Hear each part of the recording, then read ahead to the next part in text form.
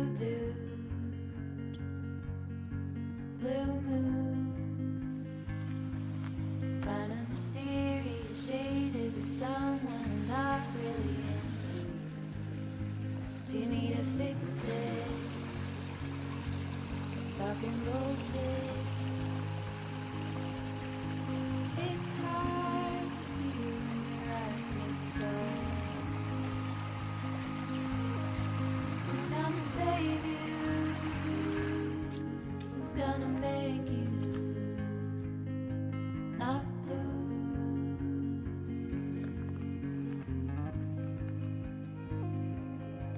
Not blue. This was a pretty interesting hike. To be honest, as you can see, it started off pretty sad. The day before, I had just gotten done saying goodbye to my sister after she had flown out to visit me. And 3 days before that, I had gotten the news that my great-aunt had passed away. Cody was headed up the mountain this morning, and I just simply trailed along.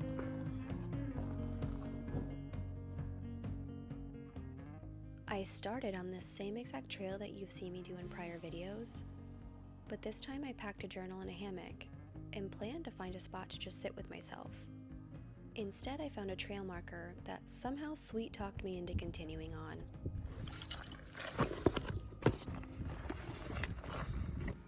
The bouquet of flowers that you see in the early beginning, a stranger left that on a rock, and it brought me to tears.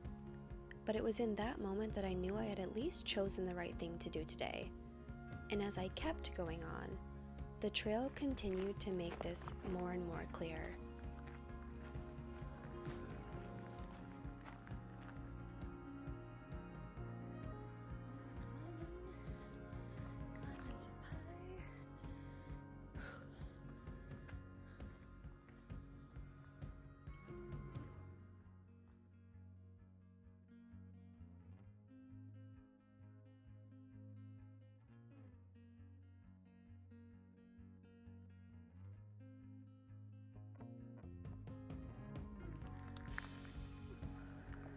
How do I live here?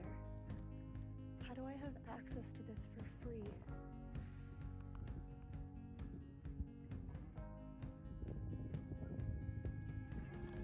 It was so special getting out there and connecting with nature. And honestly, along the way, it showed me the beauty that comes with death. It's a really hard concept to swallow, but I actually think that nature does it in the most gentle way.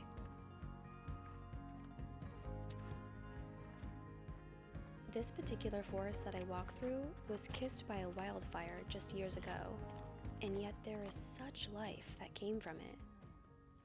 Amongst the fire's scar are wildflowers dancing in the wind, strengthened by the nutrients of the fallen trees. Perspective is key here. I can easily stare at these torched trees and feel so bad for this landscape. Or I can shift my perspective and look at the life and color it's brought. With that, please enjoy the rest of the hike. And remember, there is beauty that comes from some of our darkest moments.